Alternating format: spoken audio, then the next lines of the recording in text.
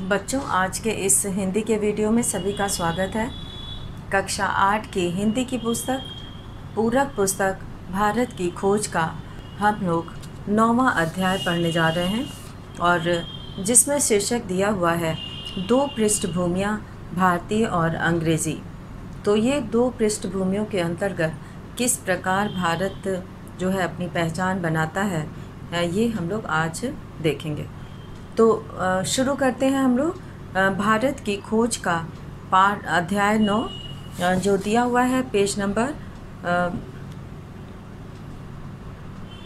ये page number है 117 और इसमें हम लोग शुरू करते हैं दो पृष्ठभूमियाँ भारतीय और अंग्रेज़ी। भारत में अगस्त सन 1942 में जो कुछ हुआ वह आकस्मिक नहीं था, अर्थात अचानक से हुआ हो ऐसा नहीं था। वह पहले से जो बहुत कुछ होता आ रहा था उसकी चरम परिणति थी, यानी कि इतने वर्षों से जो कुछ होता आ रहा था उसी का ये परिणाम था। इसके बारे में आक्षेप, आलोचना और सफाई के रूप में बहुत कुछ लिखा जा चुका है और बहुत सफाई दी जा चुकी है। फिर भी इस लेखन में से असली बात गायब है, क्योंकि इनमें एक ऐसी चीज़ को केवल राजनीतिक पहलू से देखा गया है जो राजनीति से कहीं अधिक गहरी थी। इन सब के पीछे वह तीव्र भावना बच रही थी कि चाहे कुछ हो जाए यह राज्य अब बर्दाश्त नहीं किया जा सकता, यानी कि अब चाहे कुछ भी हो जाए अब ये गुलामी बर्दाश्त नहीं करना है। तो इसका परिणाम क्या हुआ कि व्यापक उथल पुथल और उसका दमन। और अब हम लोग यहाँ पे जो शीर्षक दिया है व्यापक उथल पुथल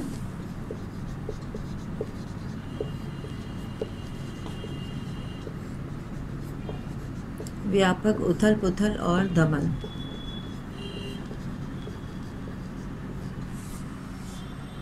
और उसका दमन, इस शीर्षक के अंतर्गत हम लोग आगे पढ़ेंगे।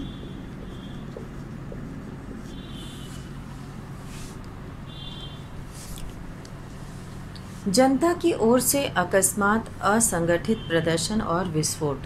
असंगठित यानी कि कोई उसमें तारतम्य नहीं रहता था, कोई तालमेल नहीं रहता था। ऐसा प्रदर्शन और विस्फोट जिनका अंत हिंसात्मक संघर्ष और तोड़फोड़ में होता था। जबरदस्त और शक्तिशाली हथियारबंद सेनाओं के विरुद्ध भी लगातार चलते रहे। इनसे जनता की भावनाओं की तीव्रता का पता लगता है। यह भावना उनके नेताओं की गिरफ्तारी से पहले की थी, लेकिन इन गिरफ्तारियों और उसके बाद अक्सर होने वाले गोली कांड ने जनता के क्रोध को भड़का दिया। वे इतने क्रुद्ध और उत्तेजित थे कि चुप नहीं बैठ सकते थे। ऐसी परिस्थितियों में स्थानीय नेता सामने आए और कुछ समय के लिए उनका अनुसरण किया गया, लेकिन उन्होंने भी जो निर्देश दिए वे काफ़ी नहीं थे। अपने मूल रूप में यह एक सहज जन आंदोलन था। पूरे भारत में 1942 ईस्वी में युवा पीढ़ी ने विशेष रूप से विश्वविद्यालयों के विद्यार्थियों ने हिंसक और शांतिपूर्ण दोनों तरह की कार्रवाइयों में बहुत महत्वपूर्ण काम किया।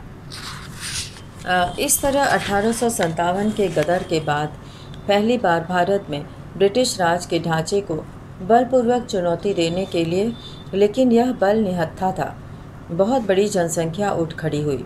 यह चुनौती मूर्खतापूर्ण और बेमौके थी, क्योंकि दूसरी ओर सुसंगठित हथियारबंद सैनिक शक्ति थी। यह सैनिक शक्ति इतिहास में पहले किसी अवसर की तुलना में कहीं अधिक थी। उस भीड़ ने न तो इस द्वंद्व की तैयारी ही की थी और न ही इसके लिए समय का चुनाव खुद किया था। यह स्थिति उनके सामने अनजाने ही आ गई थी। तत्कालिक प्रतिक्रिया के रूप में भले ही वह प्रतिक्रिया नासमझी से भरी या गलत रही हो, लेकिन उससे भारत की स्वतंत्रता के लिए उन्होंने अपने प्रेम और विदेशी शासन के विरुद्ध अपनी घृणा को प्रकट किया। सन 1942 के दंगों में पुलिस और सेना की गोलीबारी से मारे गए और घायल हुए लोगों की संख्या के अनुमानित सरकारी आंकड़े के अनुसार 1028 मरे और 3200 घायल हुए। जनता के अंदाज के अनुसार मृतकों की संख्या 25,000 कही जाती है, पर यह संख्या भी संभवतः अतिरंजित है। शायद 10,000 की संख्या ज़्यादा सही होगी। तो इस तरह से यहाँ पर जो लोग गोलीबारी में मारे गए उनकी संख्या हो सकती है।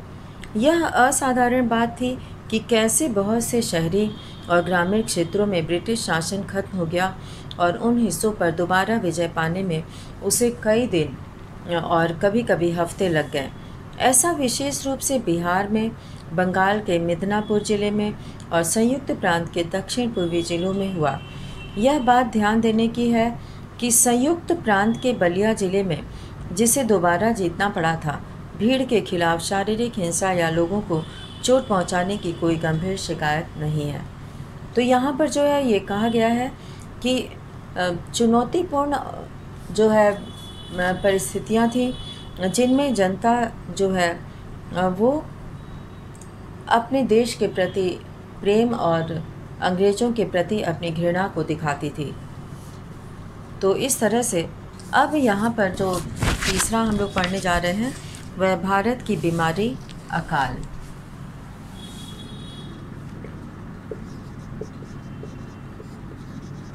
भारत की बीमारी,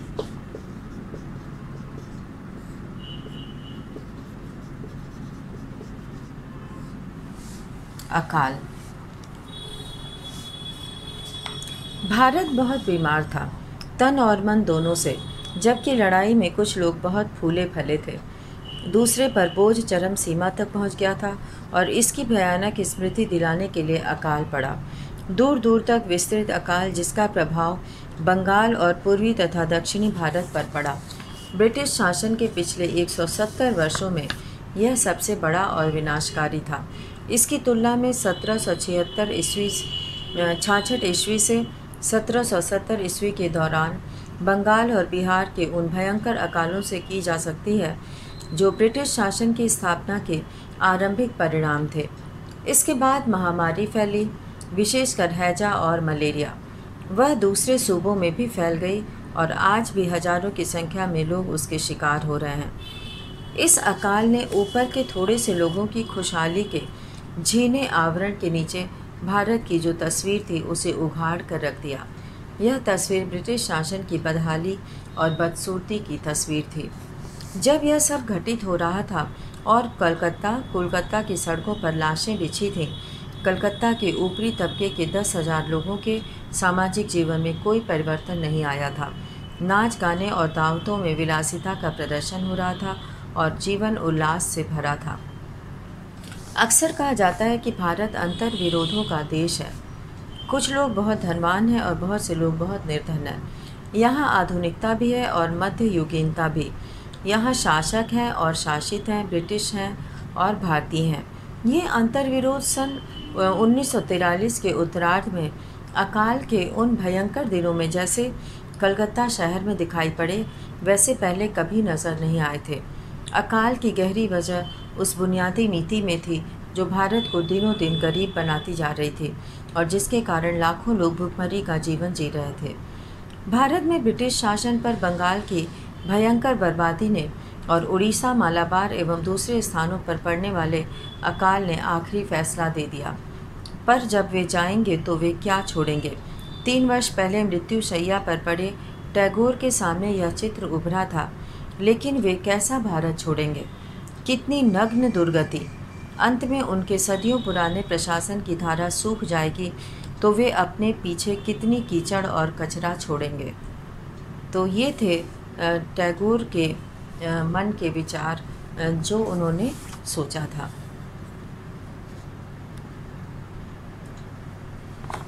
कि ये अगर जाएंगे तो कैसा भारत छोड़कर जाएंगे।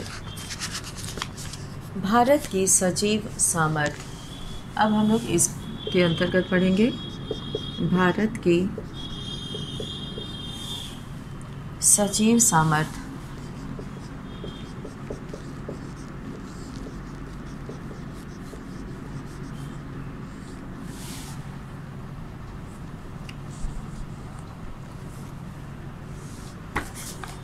अकाल और युद्ध के बावजूद प्रकृति अपना कायाकल्प करती है और कल के लड़ाई के मैदान को आज फूलों और हरी घास से ढक देती है। मनुष्य के पास स्मृति का विलक्षण गुण होता है।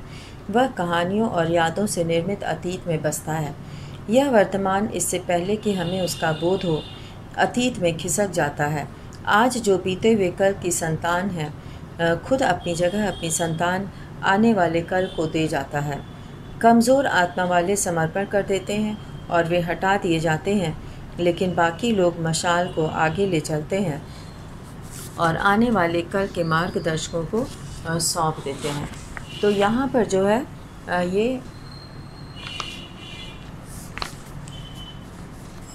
भारत को आगे ले जाने वाले भी लोग थे। और यहाँ पर अब हम लोग तो उपसंहार पढ़ेंगे। उपसंहार के अंतर्गत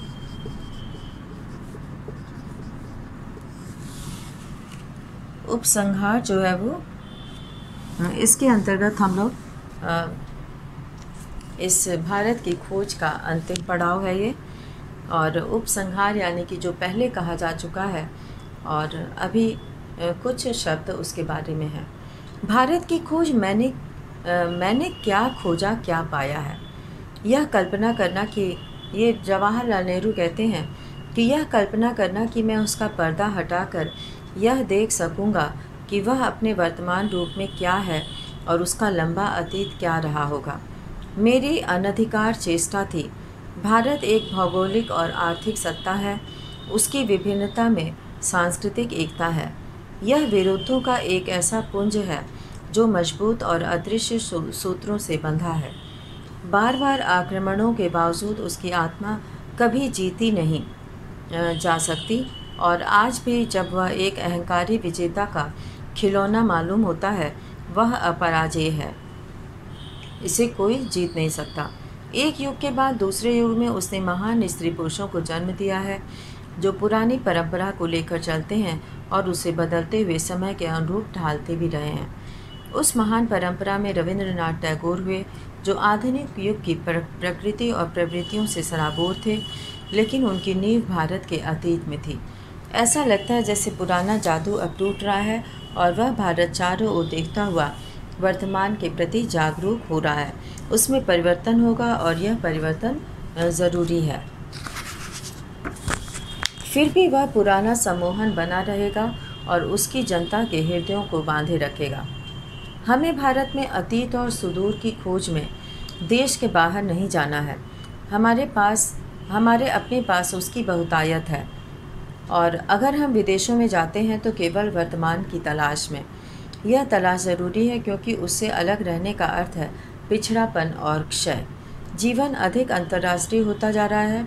इस आने वाले अंतर्राष्ट्रीयतावाद में हमें अपनी भूमिका निभानी है।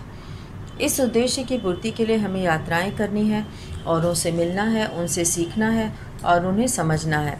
लेकिन सच्ची अंतर्राष्ट्रीयता कोई ऐसी हवाई चीज़ नहीं है जिसकी न कोई बुनियाद हो और न लंगरगाह। उसे अंतर्राष्ट्रीयतावाद को राष्ट्रीय संस्कृतियों से बाहर निकलना है, और आज वह स्वतंत्रता, समानता और सच्ची अंतर्राष्ट्रीयता के आधार पर ही उन्नति कर सकता है। हम किसी मामूली देश के नागरिक नहीं हैं। हमें जन्मभूमि पर, अपने देशवासियों पर, अपनी संस्कृति और परंपराओं पर गर्व है। यह गर्व किसी ऐसे रोमांचक अतीत के लिए नहीं होना चाहिए जिससे हम चिपटे रहना चाहते हैं, न ही अपने ढंग से भिन्न औरों के ढंग को समझने में इससे कोई कठिनाई होनी चाहिए। इसके कारण हमें अपनी कमज़ोरियों और असफलताओं को भी कभी नहीं भूलना चाहिए, और न ही उनसे छुटकारा पाने की हमारी इच्छा कुंठित होनी चाहिए। इससे पहले कि हम मानवीय सभ्यता और प्रगति की गाड़ी में औरों के साथ अपनी सही जगह ले सकें, हमें अभी बहुत लंबा सफ़र तय करना है और बहुत सी कमी को पूरा करना है। हमें जल्दी करनी है क्योंकि हमारे पास समय सीमित है और दुनिया की रफ्तार लगातार तेज़ी से बढ़ती जा रही है। अतीत में भारत दूसरी संस्कृतियों का स्वागत करके उन्हें आत्मसात कर लेता था। आज इस बात की कहीं अधिक आवश्यकता है क्योंकि हम भविष्य की उस एक दुनिया की तरफ बढ़ रहे हैं जहां राष्ट्रीय संस्कृतियां मानव जाति की अंतर्राष्ट्रीय संस्कृति में घुल मिल जाएंगी। हमें जहां भी समझदारी, ज्ञान, मित्रता और सहयोग मिलेगा, हम वहीं उसकी तलाश करेंगे और हम सामूहिक कामों में सबके साथ सहयोग करेंगे, लेकिन हम दूसरों की कृपा और सहारे के प्रार्थी नहीं हैं। हाँ, इस तरह हम सच्चे भारतीय और एशियाई होंगे और साथ ही अच्छे अंतर्राष्ट्रीयतावादी और विश्व नागरिक होंगे।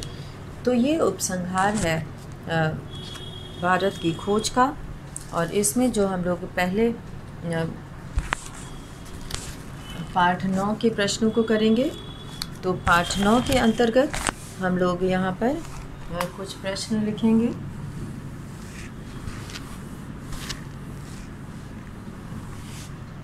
तो पाठ 9 के अंतर्गत ये प्रश्न लिखकर उत्तर लिखना है। तो प्रश्न 1 इसमें है कि 1942 में नेताओं की गिरफ्तारी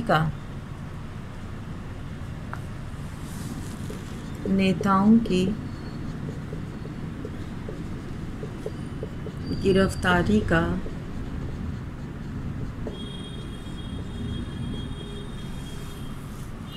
जनता पर क्या प्रभाव पड़ा? जनता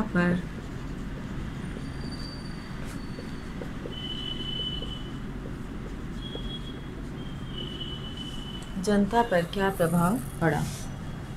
तो यहाँ पर हम लोग उत्तर लिखेंगे। 1942 में राष्ट्रवादी नेताओं की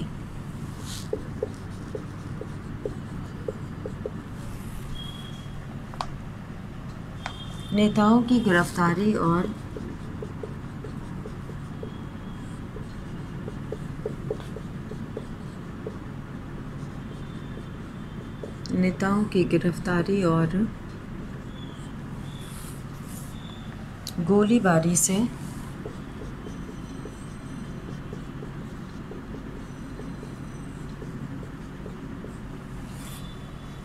देश की जनता त्रस्त होकर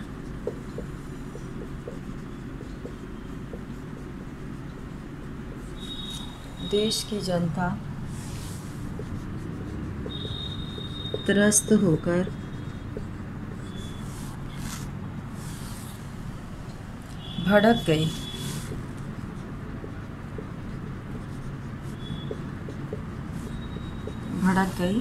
तब उन्होंने ब्रिटिश सरकार के खिलाफ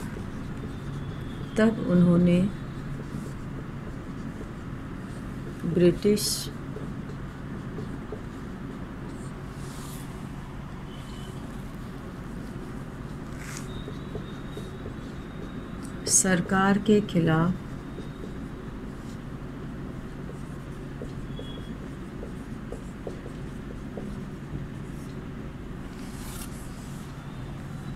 हिंसक और शांतिपूर्ण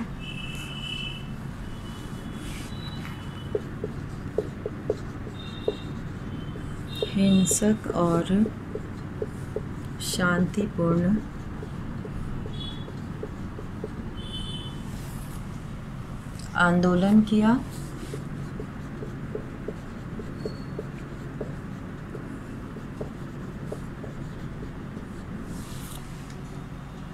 और तोड़ फोड़ करना भी शुरू कर दिया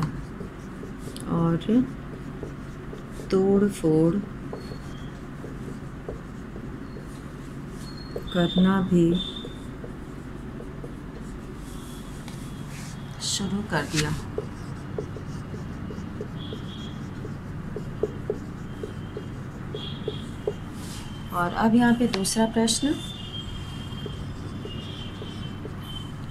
1942 में हुए जन आंदोलन की क्या विशेषता थी? 1942 में हुए जन आंदोलन की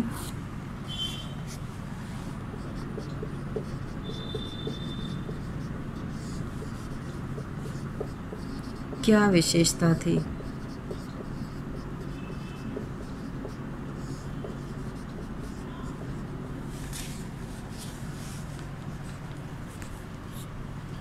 उन्नीस 1857 के बाद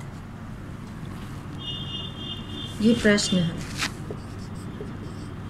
प्रश्न 2 है ये और इसका उत्तर है 1857 के बाद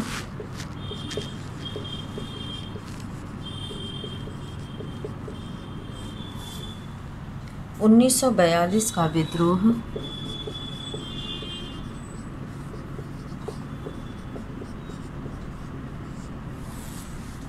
सबसे पहला बड़ा विद्रोह था।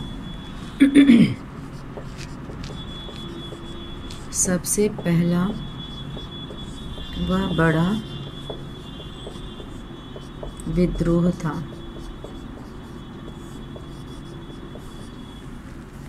इस आंदोलन की विशेषता, इस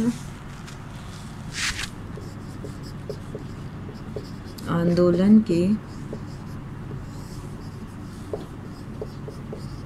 विशेषता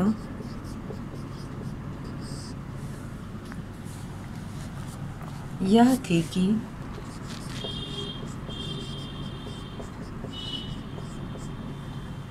इसमें युवा पीढ़ी ने बढ़ चढ़कर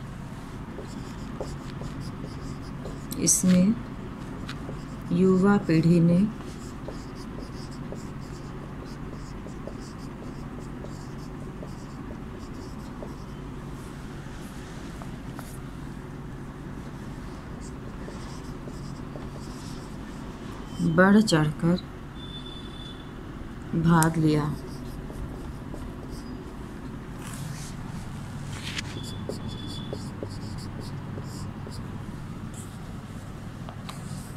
इसमें देश के सभी लोगों ने देश के सभी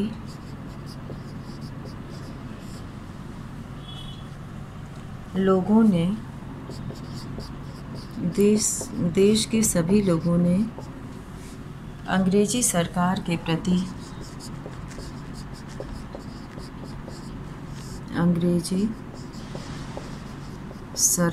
के प्रति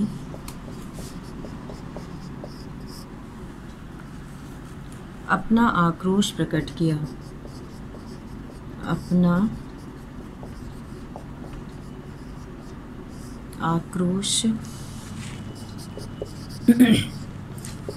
किया। इसलिए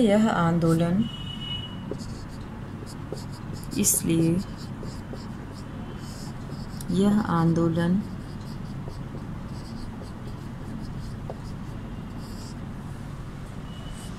हिंसात्मक और शांतिपूर्ण दोनों रहा।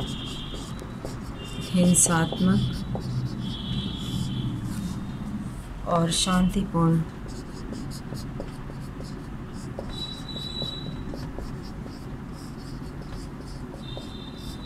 दोनों रहा।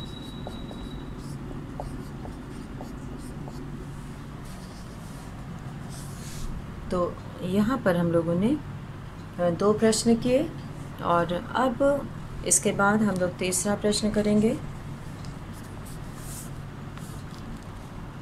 ब्रिटिश शासन काल के दौरान, इसको हम लोग ऊपर से शुरू करेंगे।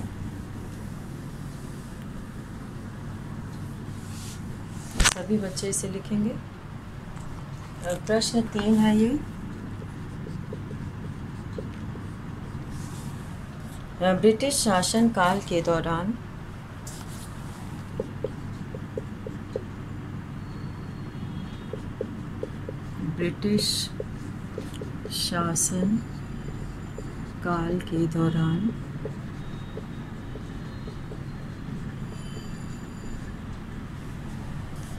कहाँ-कहाँ अकाल पड़ा?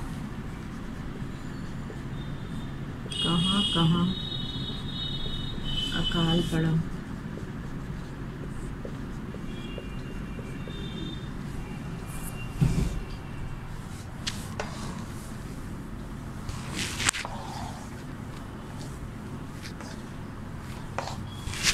अब हम लोग यहाँ पे लिखेंगे उत्तर।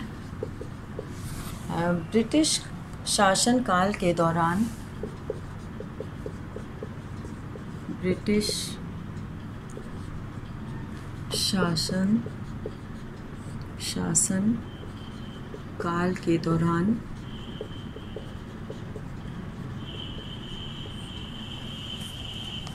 बंगाल पूर्वी दिशा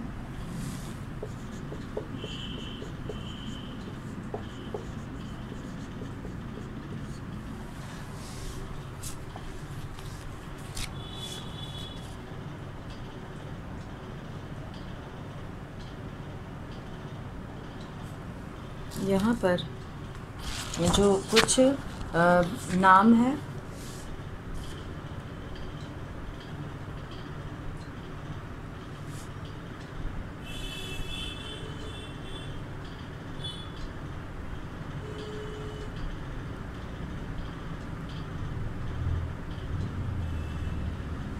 यहाँ पर कुछ नाम है जो हम लोग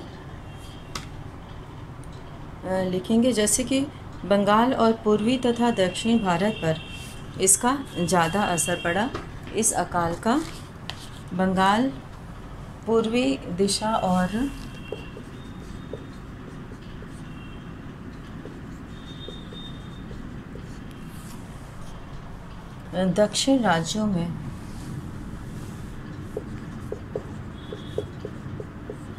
दक्षिण राज्यों में अकाल पड़ा। और अब हम लोग यहाँ पर करेंगे कि भारत ने अपने स्वरूप को यहाँ पर उपसंहार के अंतर्गत प्रश्न 1 हम लोग लिखेंगे कि भारत ने अपने स्वरूप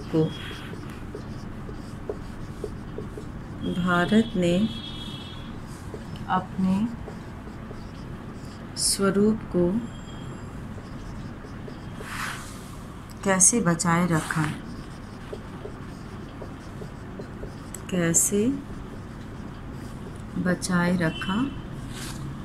स्पष्ट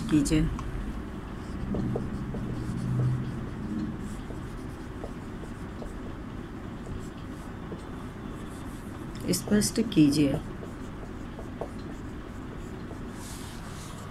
तो यहाँ पर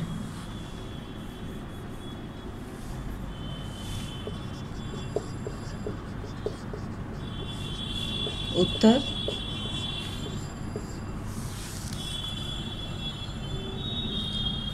1943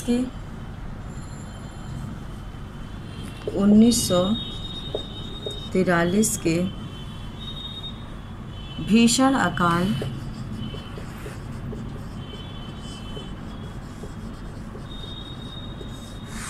अकाल और उससे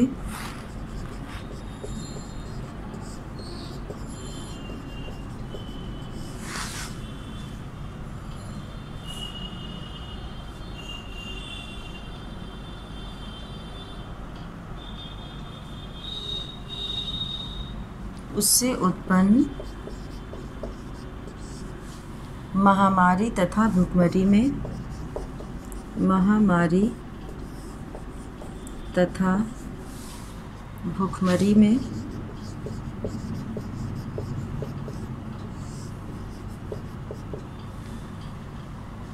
भारत ने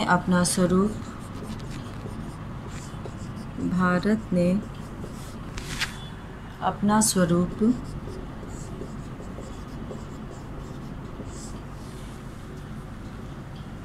इसी प्रकार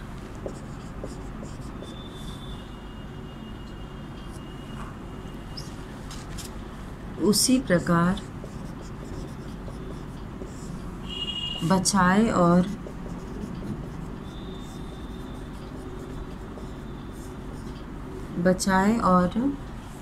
बनाए रखा।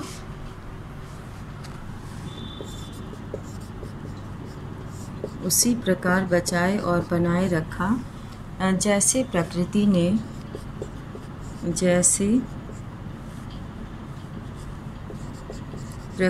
ने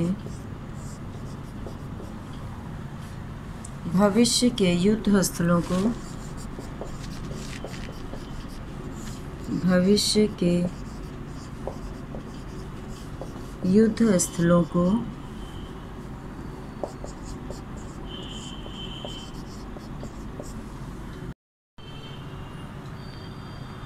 अब युद्ध स्थलों को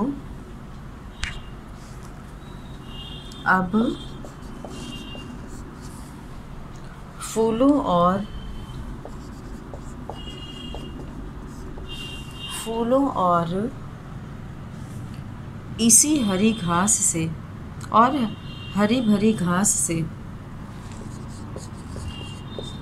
और हरी भरी घास से ढक रखा है।